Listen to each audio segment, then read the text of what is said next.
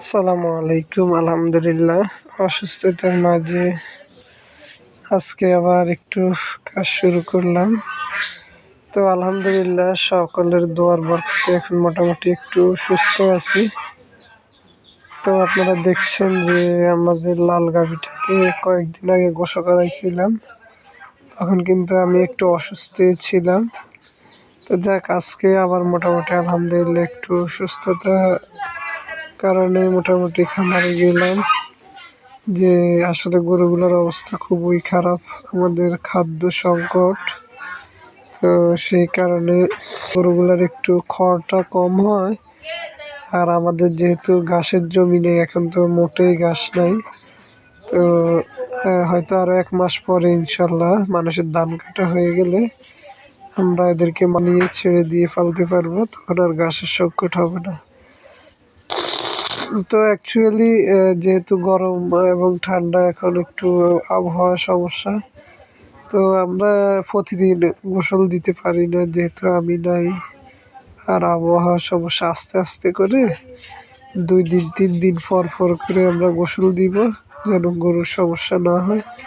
আর একটু মাশাআল্লাহ বলবেন, আল্লাহ পাক যেন গরুগুলোকে সুস্থ রাখে।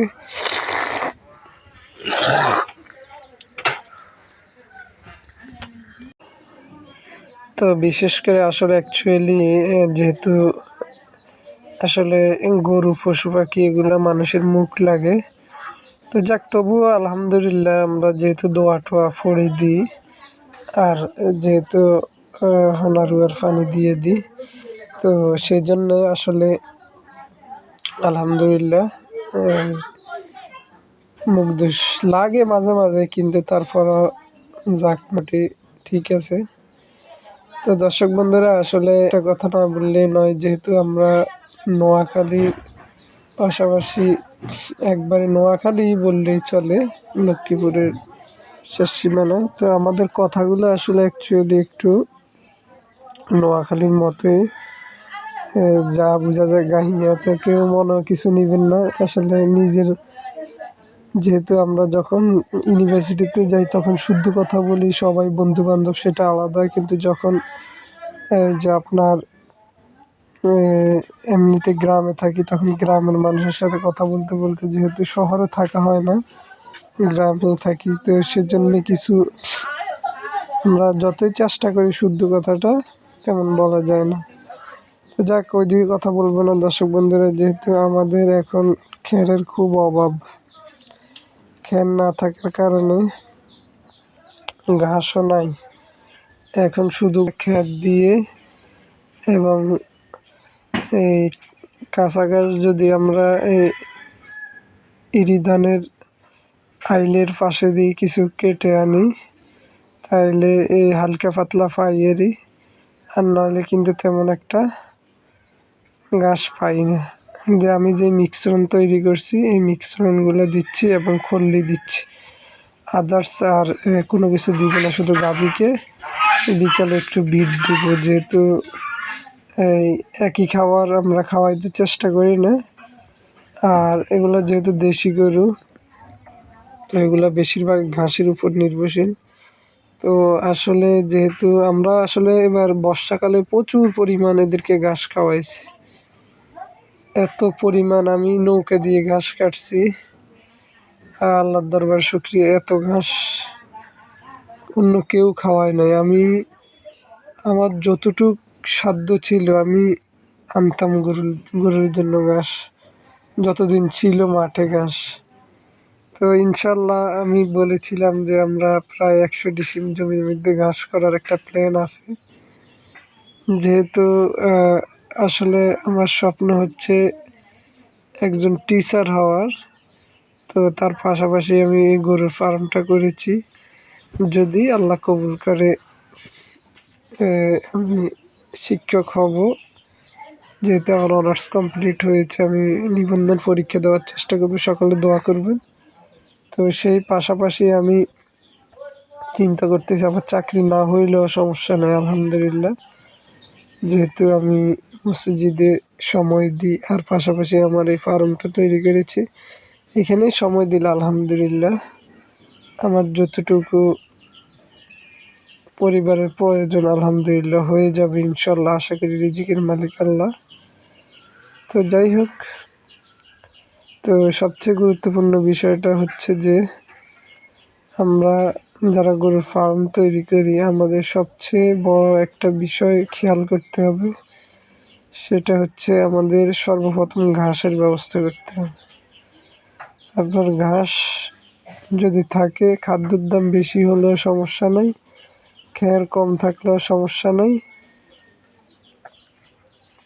তাইলে মোটামুটি আপনি কখনো ইনশাআল্লাহ তাআলা লস হবে না। অন্তত আমি এটা গ্যারান্টি দিতে পারবো আল্লাহর উপর ভরসা করে, যে যদি আপনি প্রচুর পরিমাণ ঘাস রাখেন, এই সময় কিন্তু আমরা যারা মাঠে গরু পালন করি, তো আমাদের এই সময়টা খুব টাফ, সো টাফ। তো এই সময়টা বিশেষ করে আমরা তেমন একটা টোটালি আজকে 4 মাস প্লাস 6 মাস হচ্ছে এখন আমাদের গরুগুলা কোনো মাঠে আমরা নিতে পারছি না। তো ইনশাল্লাহ যখন আমরা মাঠে নিব এবং ঘরের খাওয়ার সহকারে, দেখবেন গরুগুলো একবারই দেখার মতো হয়ে যাবে ইনশাল্লাহ। তো সবাই দোয়া করবেন ইনশাল্লাহ। আমরা যেহেতু নতুন শেড, আমাদের আগের শেডটা মেরামত করে এখন কমপ্লিট করেছি, এই যে আমার অসুস্থতার কারণে কোনো কাজ হচ্ছে না, সব কিছু পড়ে আছে এই যে। তো আমরা ইনশাল্লাহ বিকেলে পরিষ্কার করে দিব, যেহেতু রৌদ্র উঠে গেছে, রৌদ্র লাগানো যাবে না। তো এরপরে ইনশাল্লাহ আমরা করতেছি,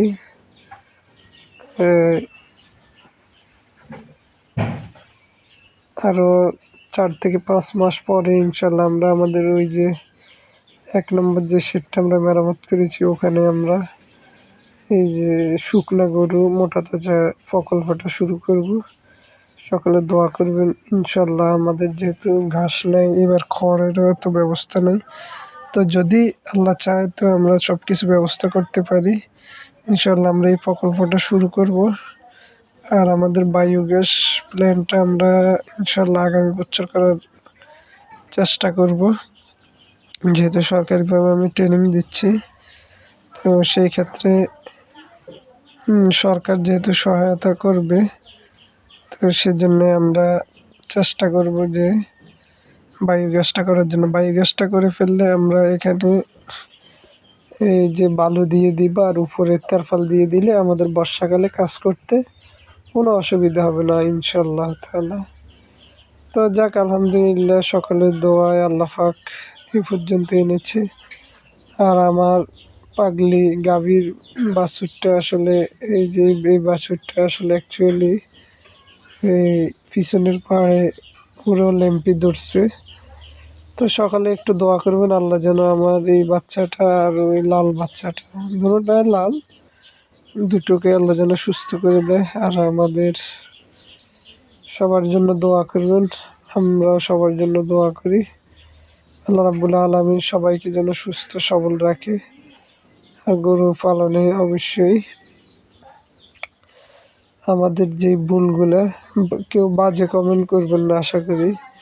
আমাদের যে ভুলগুলা অবশ্যই বলে দিবেন, সমস্যা নেই। যেহেতু আমরা কোনো ওরকম যে গরু পালার না, কিন্তু আস্তে আস্তে আমরা করতেছি, শিখতেছি, আলহামদুলিল্লাহ অভিজ্ঞতা হচ্ছে।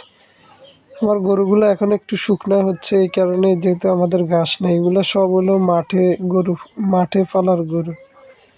বারবার বলছি, আমার এই যে এখানে অনেক ভিডিও আছে, দেখবেন যখন আমরা মাঠে গরুগুলো পালি অনেক স্বাস্থ্য নুতস থাকে, এবং যখন আমরা ঘাস যতদিন খাওয়াইতে পারি, আপনি দানাদার খাবার আর হচ্ছে খেরের উপরে গরু কোনো অত ফিটফাট থাকে না। হ্যাঁ, ফিটফাট থাকে ওটা যেটা ঘরে সবসময় পালন করি, যেমন ষাঁড় গরু।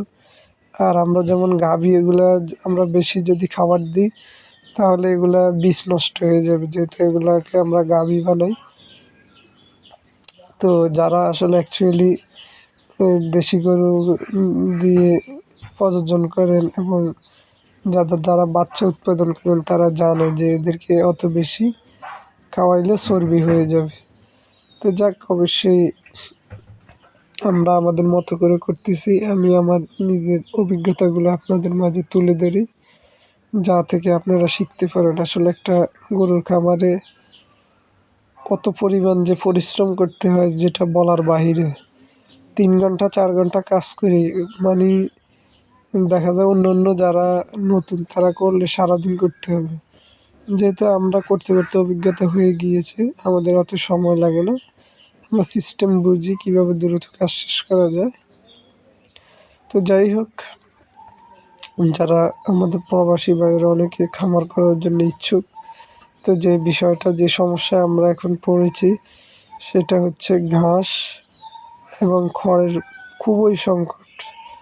আমরা আমাদের এই এলাকায় যে আমাদের নিজেরে 3টা ফালা নষ্ট হয়ে গেছে খড়ের। তো সেই কারণে আমরা এবার বেশি একটা বিপদে পড়ে গেছি। তো যাই হোক, খড় এবং ঘাস যারা পর্যাপ্ত রাখতে পারবেন অবশ্যই আপনার জন্য খামার করাটাই উত্তম হবে। আর যাদের এই জিনিসগুলা ম্যানেজমেন্ট বুঝবেন না, আপনি খামার করলে অবশ্যই লসের দিকে যাবে। তো যাই হোক, আজকে দর্শক বন্ধুরা এই পর্যন্ত। আল্লাহ সবাইকে সুস্থ সবল রাখুক। যারা ফার্ম করতে আগ্রহী, আল্লাহ যেন তাদেরকে সফলতা দান করে, তাদের মনের ইচ্ছে পূরণ করে। সাথে সাথে আল্লাহ যেন আমাদেরকেও